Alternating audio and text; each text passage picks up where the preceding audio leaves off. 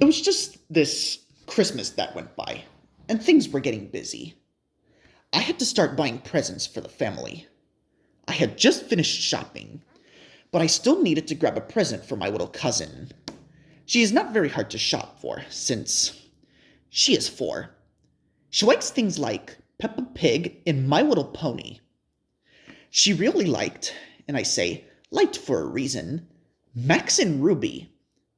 So when I decided to go looking for a present, I figured something like a Max and Ruby DVD would have been perfect, since she liked to watch it on a daily basis. However, Christmas meant that most of the online DVDs were sold out in most places. I went to look on eBay as well, but figured I could not trust what condition the DVDs would have been in, so I was stuck in a rut for a while until that package arrived. I was at home, still scrolling for a stupid DVD, until I heard the sound of something being pushed into my letterbox. I caught a hold of it before my dog did.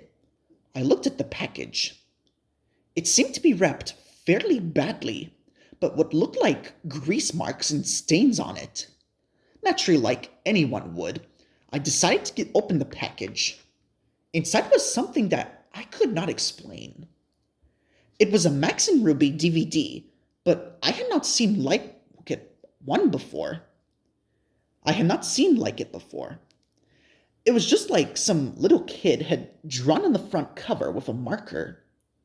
The title was just Max and Ruby, with what looked like a poorly drawn illustration of Max and Ruby on the front.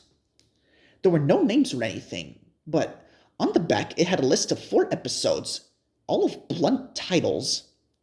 Episode 1, Episode 2, Episode 3, and Episode 4. I gave the DVD a watch over, and to my surprise, the episodes were all perfect quality and seemed to have no flaws. It was as if it was a real DVD, with just a homemade cover. The only thing I thought was odd was the episode selection screen. The episodes had names, but they were all called Max and Ruby 1, but for the numbers being changed as it went down the list. The actual selection screen was just a plain white screen with black text with an episode list, nothing else. After giving it much thought, I decided to change the cover to something a little nicer by printing out a DVD cover that I had found on Google and tracked down the names of the episodes so they were labeled right. I left the episode list screen alone because I figured it was self-explanatory. Christmas went by, and things were fine. I gave my little cousin her DVD. She was happy with all for Christmas. But that was the only thing because she had not watched it yet.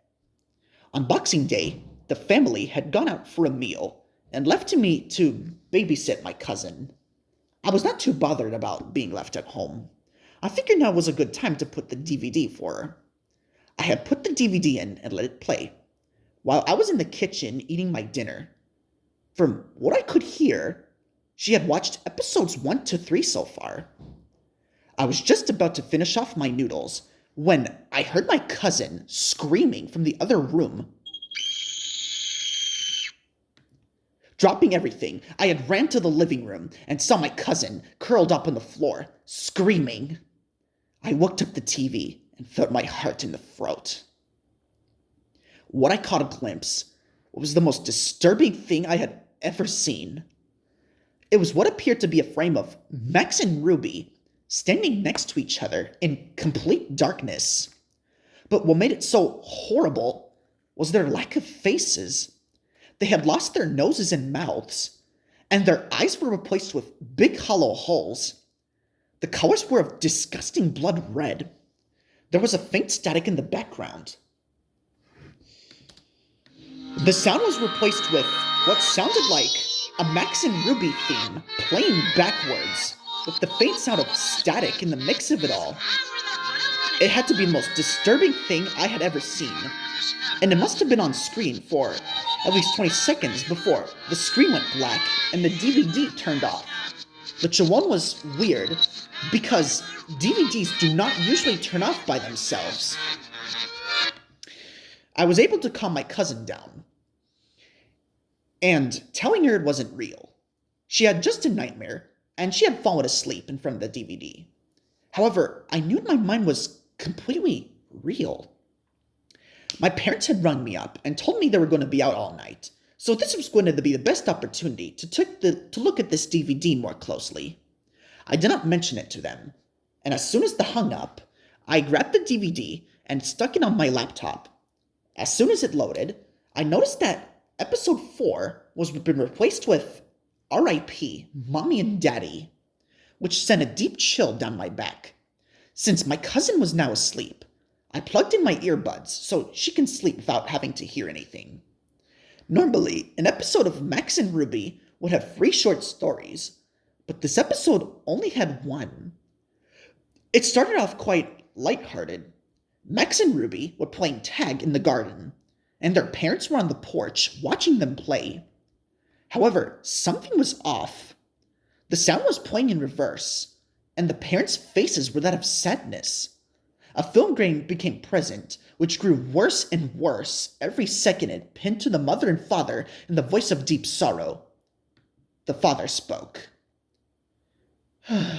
It's such a shame. It then cut to a sound of static and a large scream, followed by the sound of 2 people choking while the mother and father mumbled to each other in the background. But it was impossible to understand them. The sounds were so realistic. It made me almost physically sick. The screen cut to white for a split second, and the scene transitioned over to Max and Ruby, standing in front of what looked like a gravestone, labeled R.I.P. Mommy and Daddy, and the 2 of them had no faces. At this point, there was no sound apart from faint static. The scene remained on screen for about a minute and a half before it cut away to black. It then changed scene again, now showing Max and Ruby sitting in Ruby's room while undecipherable whispering became apparent and grew louder over time. Both of them were sobbing uncontrollably while transparent clips of a murder playing in reverse flashed on screen.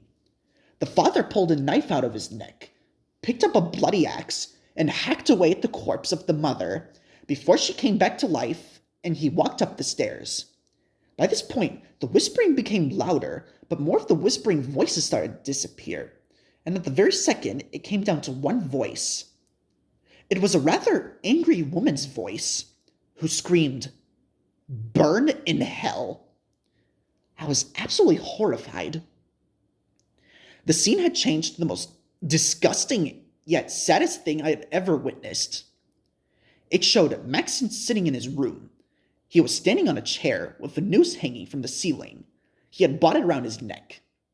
The scene faded to black and static got louder. Almost instantly, it then cut to Ruby walking in on her brother. She let out a gut-twisting scream.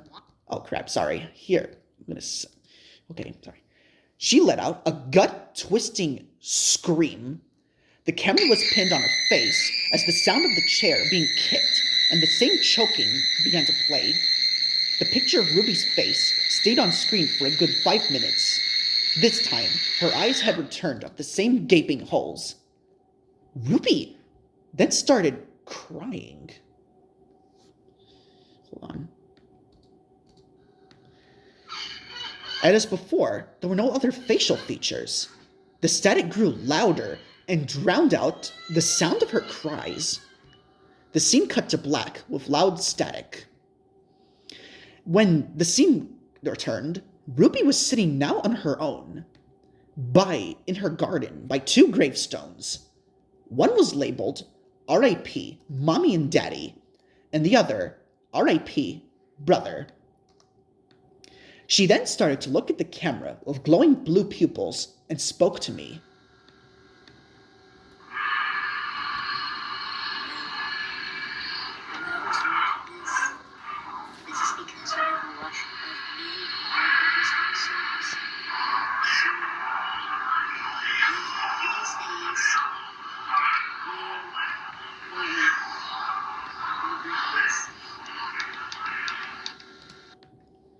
The screen had faded to black afterwards. At this point, I had already been sick and was sitting all shaken. The episode seemed to have come an end to at last.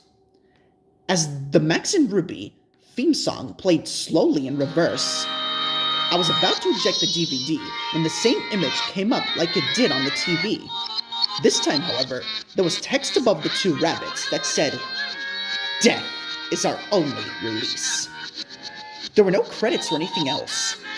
It stayed on this for a few seconds before the DVD finally popped out of my laptop. I sat there, trying to contemplate what happened. In my shock and fear, I made that stupid decision to break the DVD as much as I could before leaving the house. Shoved the pieces down the drain. Thankfully, I kept a few screenshots and saved them to my laptop. The next couple of days went past without anything unusual happening. I had a few nightmares about the DVD, but luckily that was all. My cousin had gone back home along with the rest of her family. It was a late night and my parents had gone out for dinner, leaving me to watch TV. I heard what sounded like someone posting through the door. At this point, the DVD left my mind since I had not told anyone about it. However, it all came flooding back when I looked down at the letter in front of me. It was just messily folded up and it read, "Death is our only release."